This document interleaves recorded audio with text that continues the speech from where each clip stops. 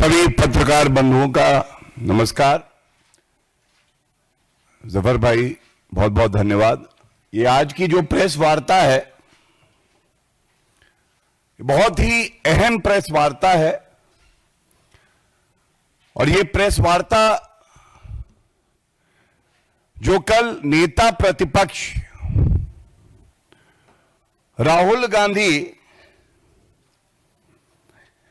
एक बैठक में जो कहते हैं और उसके बाद बाहर निकलकर एक वक्तव्य देते हैं, उस पर की जा रही है। और ये बड़े दुख की बात है। हम सब जानते हैं कि ये जो समय है ये वैश्विक संकट का भी है। पूरे विश्व में कई देश ऐसे हैं जिनकी अर्थव्यवस्था लचर हो गई है, वो स्वयं कमजोर हो गए हैं। और दूसरी तरफ पिछले 85 दिनों में हमने देखा है कि आदरणीय प्रधानमंत्री श्री नरेंद्र मोदी जी के नेतृत्व में भारत कैसे मजबूती से इस वैश्विक चुनौती का सामना कर रहा है। हमारी अर्थव्यवस्था मजबूत है। प्रधानमंत्री जी ने अपील करी और 140 करोड़ भारतीय वो खड़े हो गए देश प्रेम में, कंधे से कंधा मिलाकर। ये चुनौती है क्या? इस चुनौती को हम परास्त करेंगे और भारत और मजबूत होके निखर के निकलेगा। लेकिन आप सबको ज्ञात होगा कि एक टूल किट मॉडल विध्वंसक, अराजक, अपरिपक्व, मूर्ख वो राहुल गांधी की उपज है। और कल इसी तरह से एक नई टूल किट बाया फूल किड, एक नई टूल किट बाया फूल किड सामने आई। क्या कह रहे हैं? कहते हैं कि ये जो सरकार है जो मजबूती से देश की जनता की सेवा कर रही है वो 1 साल में गिर जाएगी। तो मैं सबसे पहले एक बात कहूंगा, भस्मासुर राहुल गांधी,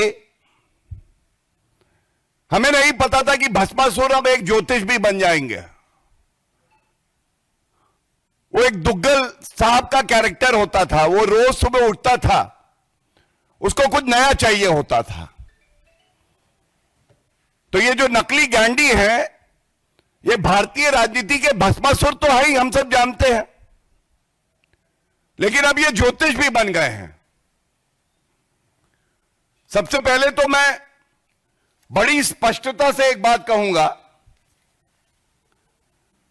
अगर तुम्हारा मकसद राहुल गांधी अराजकता फैलाना है तो हमारा भी संकल्प है भारत को और मजबूत बनाना है।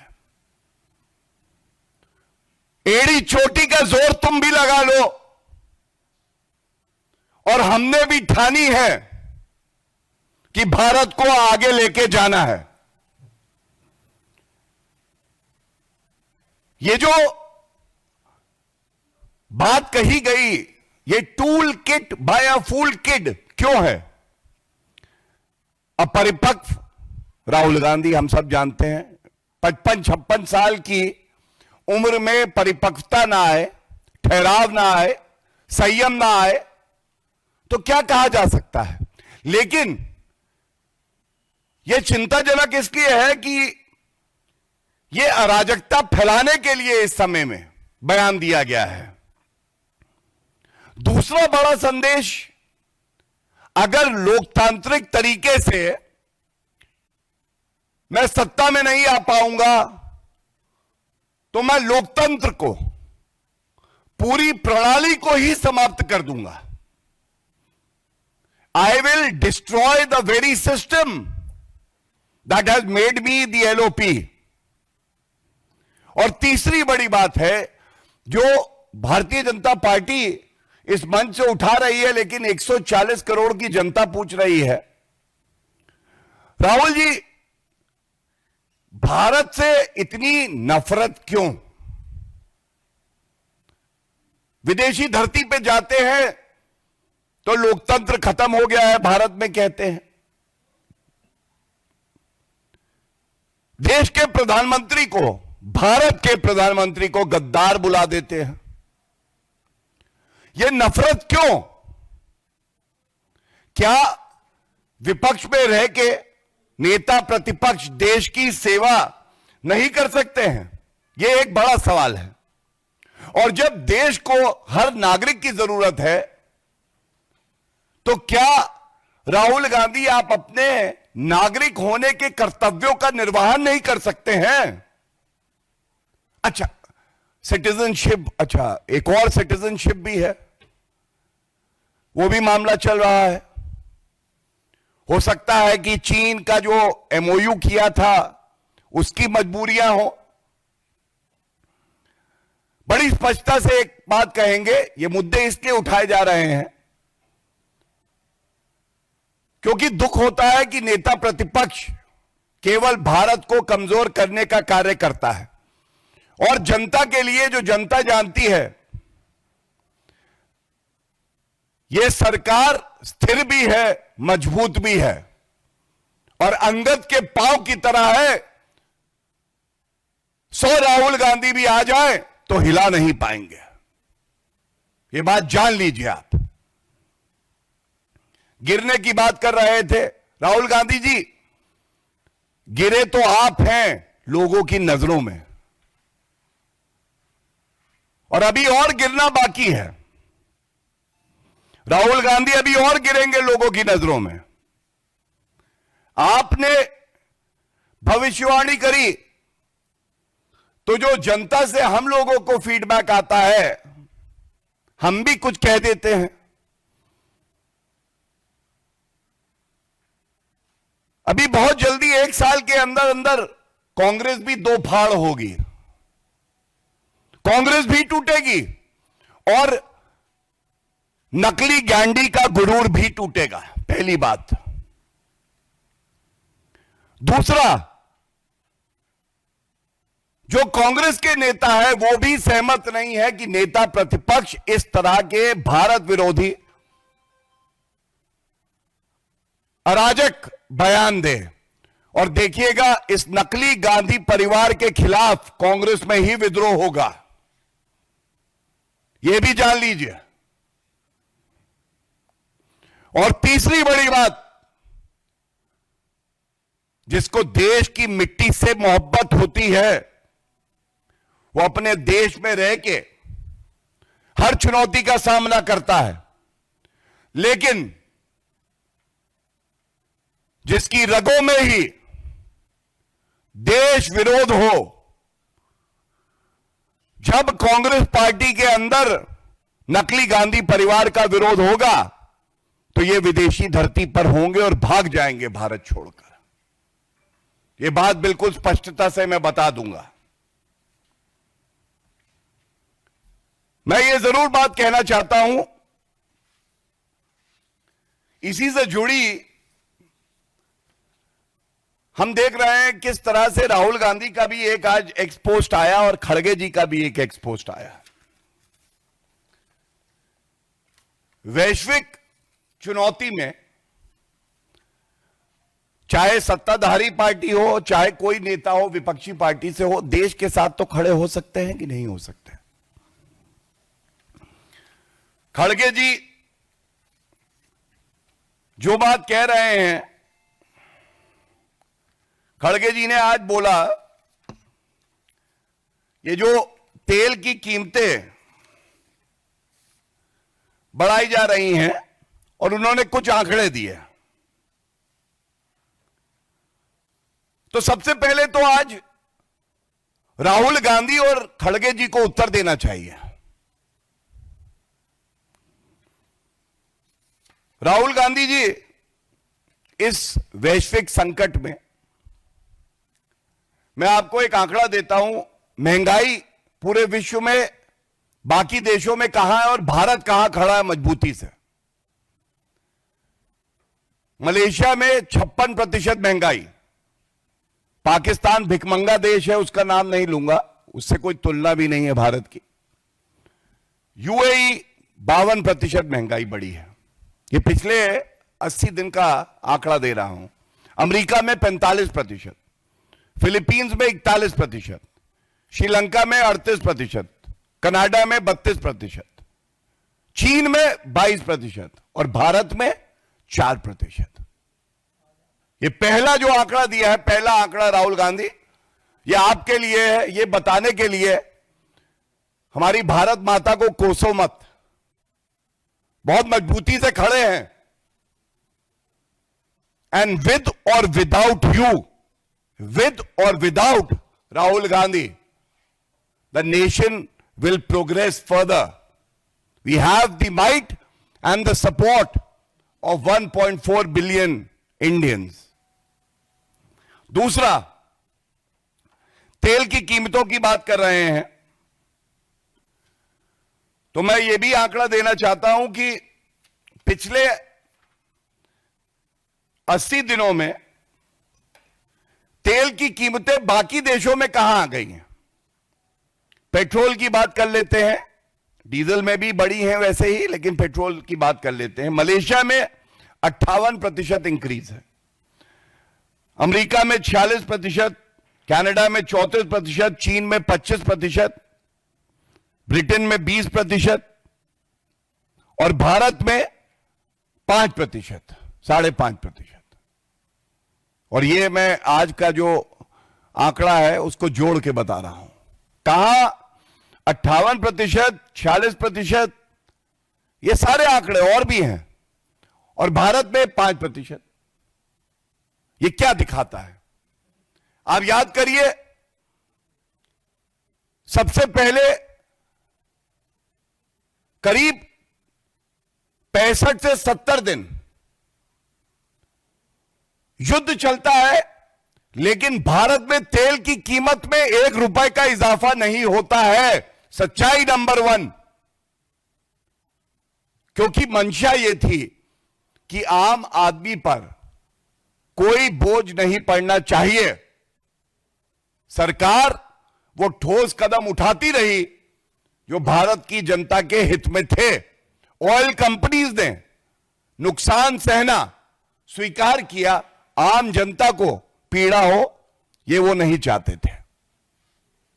ये भी सच्चाई है, आज 75 दिन के बाद भी क्या पेट्रोल डीजल बाजार में मिल नहीं रहा है? मिल रहा है। गैस, पूरे विश्व में संकट है, लेकिन भारत में गैस, डोमेस्टिक गैस खासकर हमारी प्राथमिकता है और उपलब्ध है। यह बात राहुल गांधी और खड़गे जी को क्या दिखाई नहीं देती है? दिखनी चाहिए। नफरत में अंधे होना सही बात नहीं है। और अब जो मैं कहने जा रहा हूं इस पे जरूर ध्यान आपका आकर्षित करूंगा और यह बात उठनी चाहिए। देखिए, कांग्रेस का चरित्र यह है, जब युद्ध की शुरुआत हुई तो एक जिम्मेदार विपक्षी पार्टी को चाहिए जो अपील प्रधानमंत्री श्री नरेंद्र मोदी जी ने देशवासियों से करी उसका स्वागत करे और कहें कि हम भी करेंगे पालन, ये देश हित में है। राजनीति के लिए और विषय मिल जाएंगे, लेकिन नहीं। एक तस्वीर आई कांग्रेस के वेरीफाइड हैंडल से, गैस खत्म होने जा रही है, जल्दी से ले लो, कतार लग गई हैं। जब हमने ये मुद्दा उठाया तो ये ट्वीट डिलीट हो गया और ये तस्वीर थी कांग्रेस की सरकार की।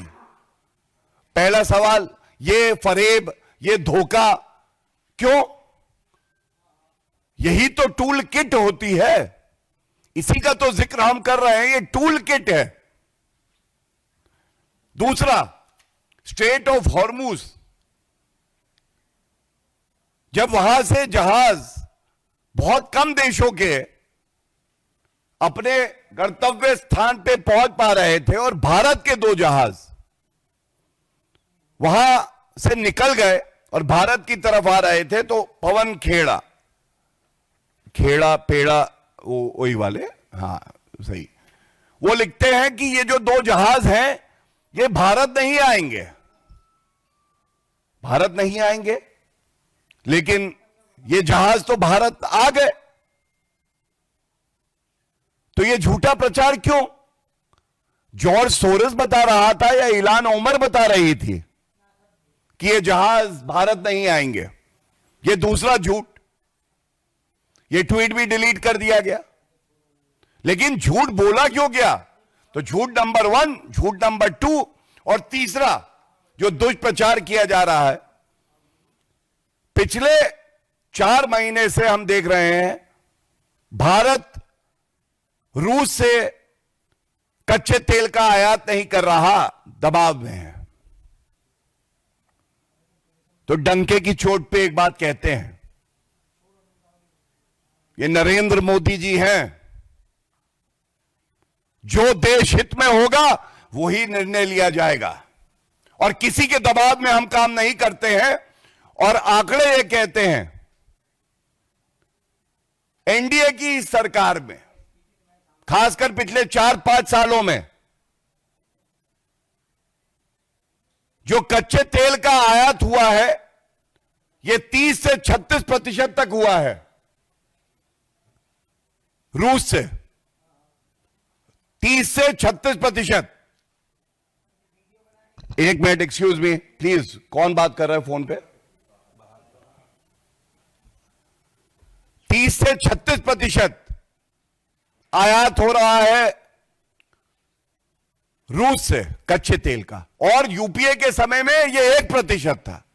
दूसरा, 2026 में सबसे ज्यादा आयात अगर कच्चे तेल का हुआ है किसी भी देश से तो वो रूस से हुआ है। तीसरी बात, 20 से 25 बिलियन यूएस डॉलर हमारे देश के बचे हैं जो रूस से कच्चे तेल का आयात हुआ है। चौथी बात, जब रूस से कच्चे तेल के आयात का निर्णय लिया गया था तो किसने विरोध किया था? इसी राहुल गांधी ने किया था, इसी कांग्रेस पार्टी ने किया था। इन तथ्यों पे कोई चादर नहीं डाल सकता, कोई छुपा नहीं सकता।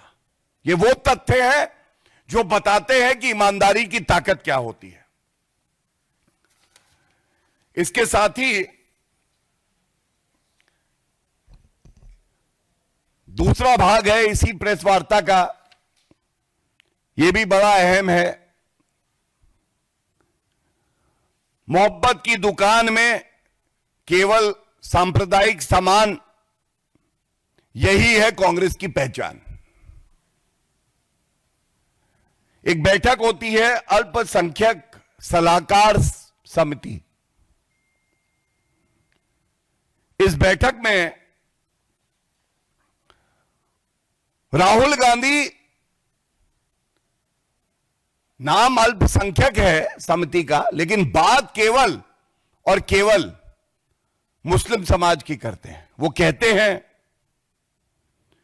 अगर कोई मुद्दा आए अल्पसंख्यकों से जुड़ा तो अल्पसंख्यक शब्द का इस्तेमाल मत करो, बोलो मुसलमानों पे अत्याचार हो रहा है। फिर से अराजकता फैलाने की कोशिश, यह भी एक टूल किट है। और अगर आप याद करें, खड़गे जी ने कुछ सप्ताह पहले क्या कहा था? मेरे मुसलमान भाइयों, अगर नमाज भी पढ़ रहे हो तो नमाज छोड़ो, कुरान ये कहती है, हमारी पाक कुरान क्या कहती है सुनिए, कि नमाज छोड़ो, सांप दिखे तो मारो। सांप है बीजेपी आरएसएस, इन्हें मारो। आज राहुल गांधी उसे आगे बढ़ा के कहते हैं अब अल्पसंख्यकों का जो चोला ओढ़े रहते थे वो अब नहीं है, अब सीधा मुस्लिम बोलो। ये हताशा, ये निराशा, घबराए हुए राहुल गांधी अब ये बात कह रहे हैं और इसी पे कांग्रेसी क्या कह रहे हैं वो भी बता दूं। राशिद अलवी कहते हैं कर्नाटका में तो हमारी सरकार है, मतलब कांग्रेस की सरकार है, वहां मुसलमानों के 400 परिवार ऐसे हैं जिनके घर गिरा दिए गए, तो फिर ये ढोंग क्यों किया जा रहा है? अब आप मुझे बताइए, जब हम बात कर रहे हैं कि इस चुनौती भरे समय में भारत के साथ खड़े हो जाइए, अपना अपना योगदान पूरा करिए, उस वक्त राहुल गांधी को सांप्रदायिक राजनीति दिखाई दे रही है। और ये बहुत चिंताजनक है, बहुत दुख की बात है। चुनाव हारने के बाद राहुल गांधी ऐसा बिदक जाते हैं, वो भूल जाते हैं कि एक नेता प्रतिपक्ष की क्या मर्यादा होनी चाहिए। वो अपनी संविधान की जो शपथ ली है उसे भी भूल जाते हैं। और हमारा कार्य है कि इन मुद्दों को हम उठाते रहें, राहुल गांधी को आईना दिखाते रहें, संविधान याद दिलाते रहें। एंड जैसा मैंने कहा, विद और विदाउट राहुल गांधी भारत आगे बढ़ेगा, मजबूती से बढ़ेगा। बहुत बहुत धन्यवाद। राजनीति हो या क्रिकेट, देश विदेश की ब्रेकिंग हो या आपके मोहल्ले की बड़ी खबर, सब मिलेगा एक ही ऐप में, सबसे तेज और भरोसेमंद। अभी डाउनलोड करें दैनिक भास्कर डिजिटल।